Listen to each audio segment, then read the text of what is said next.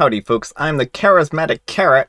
I'm Amber. And here's some more carrots. More carrots. Even more carrots. And we have a live stream this Friday that I keep forgetting to mention. So for more details about that, be sure to see the end of the video. How charismatic do you think it is if I keep shouting carrots into the microphone a bunch of times? Very charismatic. Shouldn't they be carrotsmatic, though, if you're a carrot?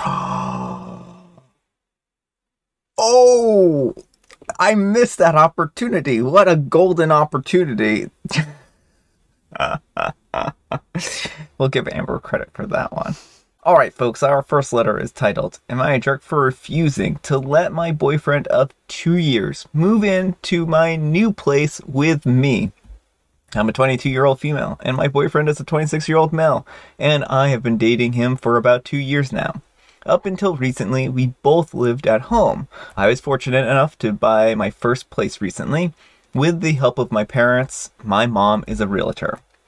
I am supposed to be moving into my new place at the end of the month. My boyfriend and I were talking, and he brought up the idea of letting him move into my place with me, and us living together. He said that he would obviously pitch in with the bills and everything. Now, I was hesitant about this for a few reasons. Whenever he comes over to my family's house now, it's like picking up after a child. He's constantly leaving dirty dishes on the counter, food wrappers wherever, water bottles wherever, and I'm constantly having to remind him, hey, can you please throw this out? Hey, can you please put your dish in the sink? But nothing ever seems to stick, except for the food on the dishes. He's never lived on his own before and had to fend for himself. Like, not even when he went to college. He's always lived at home. For example, in my current situation, yes, I live with my family, but I live in the basement. I fend for myself as I buy my own groceries, I cook my own meals, etc. In his case, sure, he knows how to cook, but he never buys his own groceries and stuff, and mainly just eats whatever his mom makes, or whatever's in the house. Ever since we got together 2 years ago, he has always complained about how much he hates his job. He calls in sick all the time because he hates it and doesn't feel like going. Yet, he has not made an effort to find something new that he enjoys doing. This makes me nervous because I don't want someone fending off of me. I really enjoy and value my alone time, hence why I decided to stay at home and save as opposed to moving out somewhere with roommates. Now, when I explained my reasoning to my boyfriend, he immediately got defensive. I'm sure that some of my reasons hit his ego, but the truth is that these things need to be addressed before we just rush into moving together. He cut the conversation short and started saying, forget it, just drop the conversation. I just won't move in with you. He has been dry and bitter with me ever since, sulking around. I feel like a kind of a jerk, but at the same time, I'm not just going to let go of these issues like he clearly wants me to. I feel bad because I know that he wants to get out of this crowded living situation, but I stand by what I said. Am I the jerk for not letting him move in with me? Alright folks, what do you think? Jerk or not the jerk? Not the jerk, but maybe it's about time you start reevaluating your relationship. I mean, it doesn't seem like he is mature enough to be in a relationship where he's living with another person. And you're absolutely right that if he moves in with you, you're going to be doing all the mommying. You're going to be picking up after him and nagging him nonstop. Yeah, I think that having a probation period would be the most compromising of situations where you're like, you can move in with me temporarily for a month, and if those problems aren't addressed, then you need to go back home. But I'd be very careful, like make sure he doesn't actually move his stuff in, because once someone's in, it's hard to get them out. Well, that's what I'm saying, is like he can stay over certain days, or maybe stay over for like a week, and if he's not addressing these kind of issues, then just, you know, say, look, it doesn't work, sorry. But I'm much like Amber, and I think that there is some maturity differences here. He clearly is at a different point in life than you, and I think that is problematic for your relationship in general. It doesn't mean that things can't be salvaged. I mean, you've been dating for 2 years, so the real question is, I would say, what's keeping you in this relationship, and why do you want to be in a relationship with this individual? And then balance out the pros and cons and see if there's a good reason why you're staking in this relationship, or if it's just that familiarity is really the reason. So it's a difficult situation. But honestly, I don't know how he's going to develop those skills if he's constantly living at home. And it doesn't sound like he's going to move out of home anytime soon. Well, that's the thing. He really needs to just move out on his own and learn to fend for himself. And it doesn't sound like he has any incentive to do that. Yeah. So anyhow, take care and good luck, OP. All right, folks, our next letter is titled, Am I a Jerk? I didn't defend my wife after a guy friend called her ugly on the inside and outside. My wife is 37 and I'm 40, and we've been married for 2 years, but are facing a lot of problems. We have an appointment booked for marriage counseling, but that's in early June. Until then, I guess I don't know what to do. I'm kind of desperate that I'm asking for my judgment. My wife, let's call her June, has a much younger friend, Alex, 26. Around the time June and I got married, Alex was dating Ben, 24. Ben is without doubt a handsome, young, ambitious dude, and him and Alex seem to have a really healthy relationship, something I know both June and I don't really have anymore. Well, when June and I first met Ben, Alex asked us what we thought. June really liked him a lot, so much that she said, I love him. If I wasn't married to OP, I would marry Ben. It was weird to me, but I shrugged it off as an overly nice compliment. Then, they started happening more. All four of us had a double date one night, and we talked about how Alex and I like to live in the present and focus on the now, while June and Ben like to think about the future. June said that we should do a swap because it seems like her and Ben would get along so well. I finally talked to her about these comments after our bedroom life declined. She refuses adult time and has made comments about my body and how it disgusts her, and maybe my weight is why, and that's why we can't have kids. She told me, along with Alex, she imagines that their fun time is great with Ben because he has such a great body.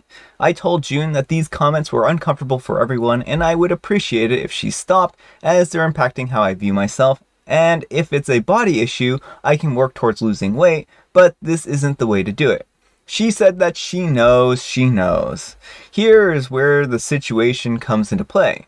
We had another double date, and the comments about Ben happened again. June pretty much implied that if there's ever a day that they are both single, let her know. Ben looked at her and said, I could never be with someone so ugly on the inside and outside. Have some respect for my girlfriend. I hate being around you, and I just came along to support Alex. Everyone went silent, and Alex took Ben back to the car. My wife burst into tears. I didn't comfort her until later. She said that it was too late and I missed my chance. Am I the jerk? Alright, folks, what do you think?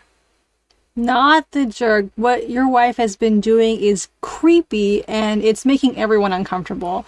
She's insulting you. She's insulting Alex. She's trying to, get with this guy. I'm sure, it sounds like Ben is not appreciating this kind of attention. Yeah. No one is enjoying this except for your wife. And, it's just really gross. What she's saying is gross. She doesn't deserve to be defended because it's objectively gross. I think that if the roles were reversed where you were hitting on Alex like this, that this would not have even reached the point that it has. And I think that because I don't think Ben would have tolerated that for very long. And I think that people would have shut down that a long time ago. And I feel like Ben was really trying to spare her feelings, and probably Alex was as well. And that's why they didn't say anything for as long as they did. But you tried to address the problem and she didn't listen to you. Yeah, well, it's a very clear-cut case of sexual harassment. Mm-hmm. And you're right, if the gender dynamics were reversed, it would be very obvious. And that's why it feels very obvious here that this is not okay. Because, if you imagine the roles reversed, it would just be like that. No, why on earth would you say those things? And so, yeah, why on earth would you say those things, OP's wife? It's gross. Yeah, I really think it was very, very inappropriate, and I think that she deserved to kind of get told in the situation. And I mean, it's unfortunate, but she has to kind of think about what she's saying, and she kind of has to evaluate why she's saying these things. And I think that marriage counseling is going to go a long way towards hopefully helping you to develop some better communication skills and helping maybe her to reflect on her own troubles. So, Or maybe just figuring out you're not compatible anymore. I mean, Yeah. if she thinks so little of you, OP, that she like is picking apart your body in front of people, like that's not a good place to be in. She doesn't sound like a good partner. Yeah, I wasn't sure if that was in front of people or if that was separately behind the closed doors, because I wasn't sure if that was like a side conversation. It was a little confusing. It was a little confusing, but the way I read it, it sounds like she has said this in front of both OP and Alex. Yeah, which makes that even worse because I was envisioning that this was kind of like behind closed doors. So yeah, no, OP, I don't think that you're a jerk in this situation. So anyhow, take care and good luck. All right, folks, we have an update. This is from yesterday. This was our title story from yesterday. Update, am I the jerk for choosing my daughter over my wife? Thank you everyone for the comments. You opened my eyes. So for everyone asking, my daughter is with me at my parents' house and I'll pick up my son from school today and he's gonna stay with me. My lawyer got all the papers prepared and I'm ready to take this all to court. I got contact with the police and they will come and take my wife out of the house tomorrow. My neighbor called the police on her for destroying my property and my car. She will probably spend some time in jail. My lawyer got all of the evidence and it's going to go to court. It took a few days for the police to process all the stuff, but now they know about that and she's not supposed to come close to them. I know a lot of people asked how I couldn't have seen this before or why I didn't leave. I joined the army when I was 21 and I was there until 28. I didn't spend a lot of time at home. I didn't have a choice to put my kids anywhere else. And when I left the army and I came home, I had to deal with all the mental issues that I had. And I'm good now, but she used to use it against me all the time. I didn't have a job before. The house is in my name because my parents left it to me. My parents are not my biological parents. They adopted me when I was 15. Before that, I was in foster care because of my abusive father. But I think about them as my real parents. They love my kids and my kids love them. I have to be careful because she accused me of cheating. She hurted herself before when trying to leave. I know most people don't understand it, but please do try to imagine how it was. I love my kids with my whole heart, and I'll do my best to make their lives normal again. They will always remember this, but I hope they will forgive me one day. All right, folks, what do you think about the update? I mean, I think it's really good that OP is getting the kids out of the situation. You know, abusive situations are never easy, and this has provided a lot of context. You know, and OP may benefit also from talking to a local domestic violence resource center. Yeah. They may have additional materials for situations like this. So, I mean, hopefully he's able to keep the kids, give them the happy, stable environment that they need. Yeah. Well, I think her destroying the car was a blessing in disguise because that really kind of showed, one, it's not a person, right? It's not like her blowing up and hurting or injuring a person. It's a car, right? And two, it was enough evidence to, one, show that she shouldn't be around kids, period, right? And two, that she is, that OP is the more responsible of adult and can actually take care of the kids here. And I think that's going to be better for both of the children. Yeah, well, it does not sound like she's a very fit parent. And so the kids need a parent who's going to put them both, like, treat them both equally and be concerned about their well-being. Yeah, exactly. So that's my thoughts there. I feel bad for OP and they have a long road ahead of them, but, you know, it sounds like they're going to be capable and competent from here. So anyhow, take care and good luck, OP. All right, folks, it is tea time. Grab your beverages of choice. I've got some tea right here. And Amber, she's got a joke. What do you get when you cross a centipede with a parrot? A carrot. No. Well, because, and here's my reasoning, parrots are often orange, and centipedes are often orange. And parrots, they're very tall and skinny, and centipedes are tall and skinny as well. And I mean, parrots also have like a green tuft on the top of their head, just like carrots do. And parrot and carrot sound an awful lot like each other, and centipede and carrot sound an awful lot like each other. So I think that it perfectly makes sense that carrots are indeed centipedes and parrots. You could have argued this one very easily if you just said, if you take the C in centipede and you put it on the P in parrot, over the P in parrot, you get carrot. But that was not the answer. I would have accepted it if you'd explained it like that, but no. The answer is a walkie-talkie. That's a pretty good one. I like that. I like that joke. And I have licorice spice. All right, folks, that's all the time we have for today. Thank you so much for watching. Happy Friday, Junior. Don't forget about the live stream this Friday. Tomorrow. Oh, is it? It is tomorrow. Don't forget about the live stream tomorrow. Amber, we need some moral guidance. And please have it involve 1 carrot, 1 centipede, and 1 parrot. You know, compared to OP1's boyfriend, she might be better off getting a parrot and a centipede for roommates. Although they might leave carrot pieces strewn around the house, so maybe she's not really that much better off, but at least they're, animals, and it's kind of understandable. Yes, thank you for acknowledging that by leaving carrot pieces around, we are leaving parts of themselves around, and that's not what I said. They are indeed carrots together.